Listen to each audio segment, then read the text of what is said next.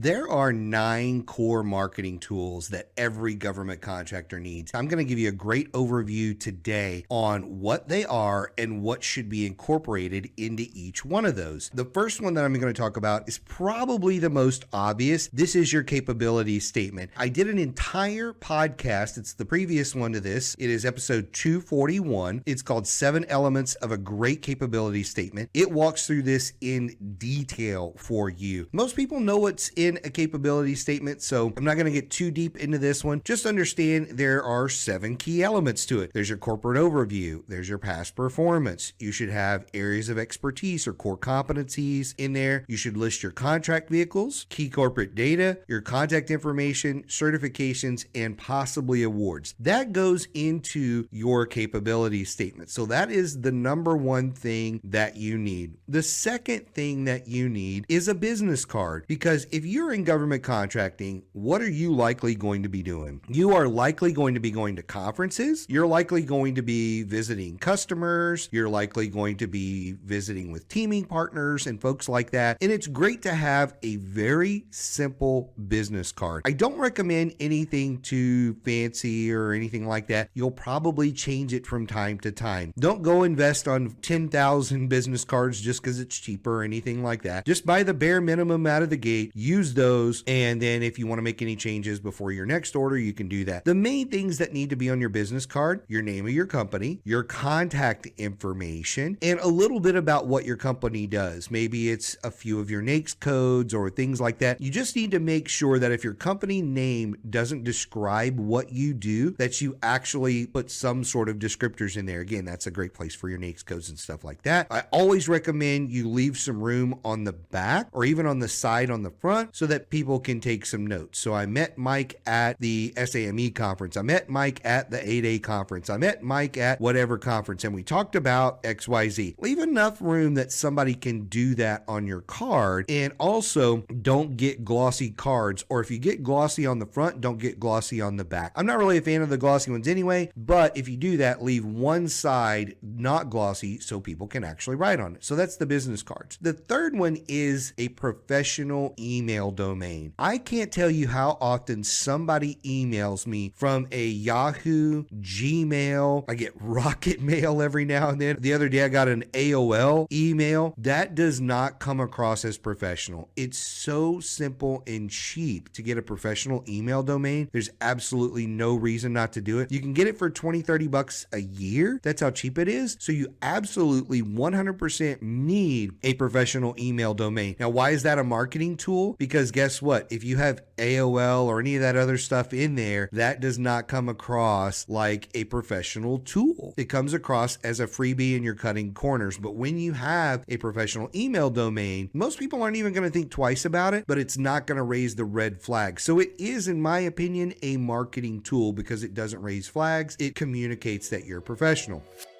Did you know we have our own community for government contractors? It's called Federal Access. Just visit federal-access.com/game changers and you can get 50% off your first month. This thing is packed full of all kinds of resources, templates, documents, strategy guides, everything you need to be a government contractor. And it gets you in our inner circle where you have direct access to myself and my partner, Josh Frank. So go check it out today at federal-access.com/game changers. Now let's get back into this episode.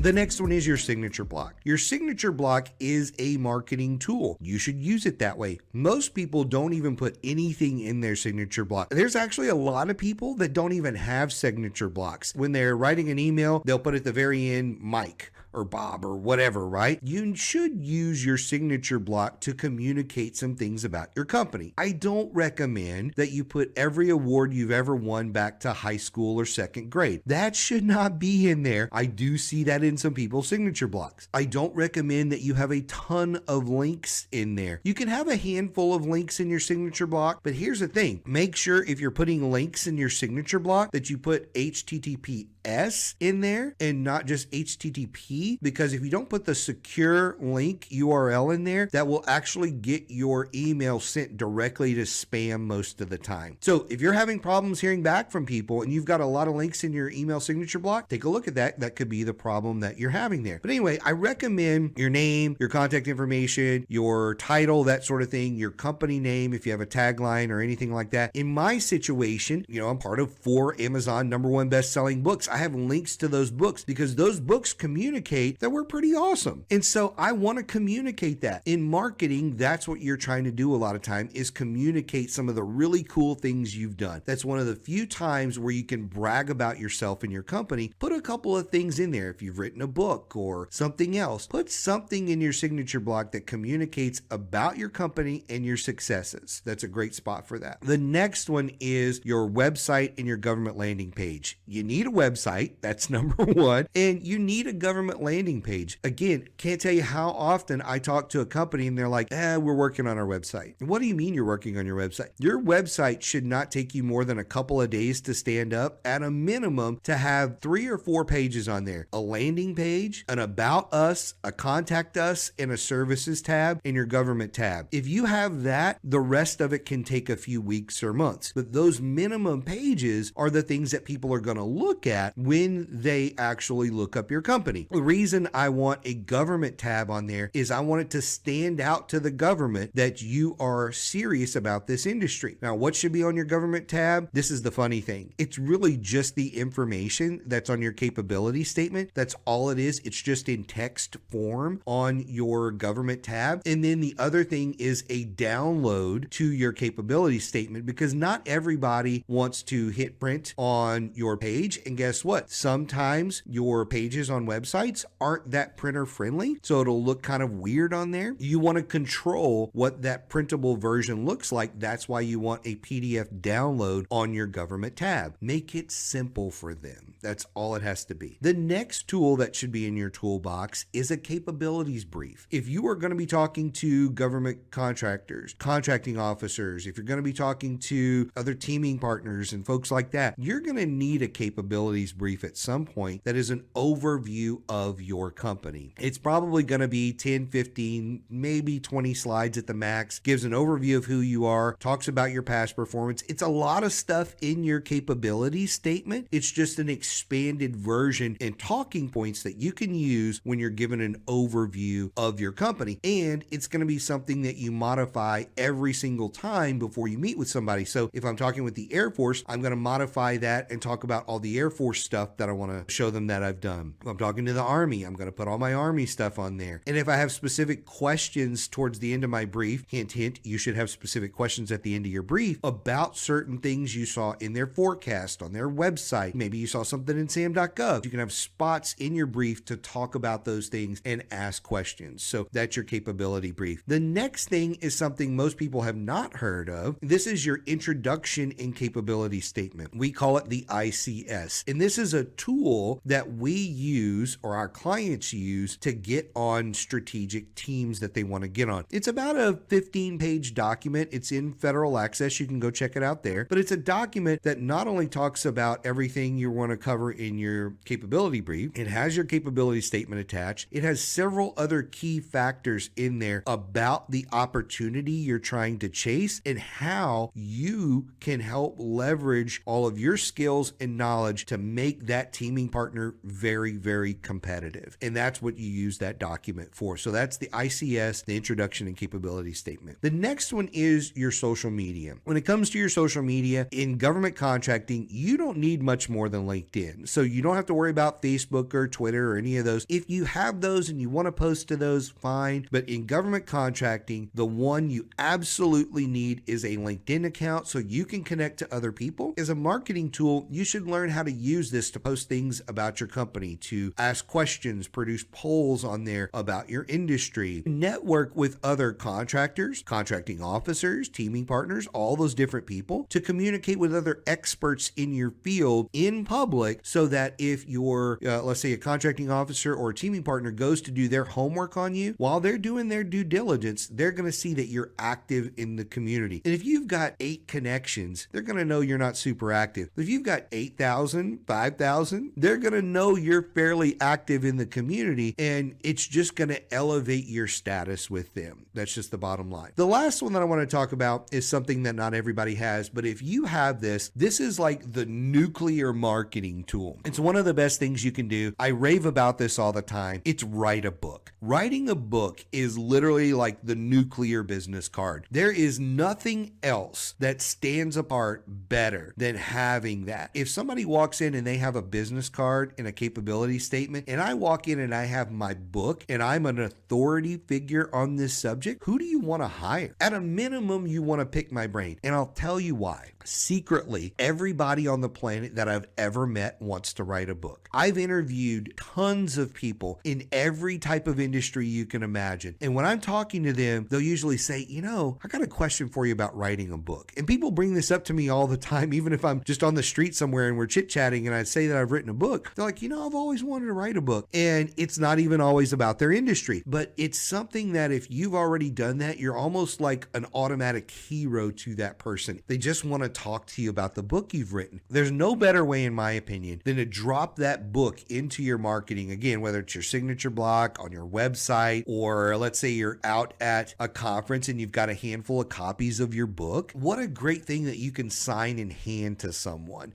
Given the fact that the government has their $25 limit on gifts, make sure the price is like $19.95 or something like that on your book so that you can give it to somebody if you wanted to give it to them. But having a book is literally one of the things that will blow away all of the competition if you have that. It's not hard to write a book. I think I've done a couple of podcasts on that. It's just a really, really simple way to impress your customers. We've covered the 9 tools today. If you haven't listened to it already, I would go back and listen to episode 241, 7 key elements of a great capability statement. That is a great next podcast if you haven't listened to that one yet.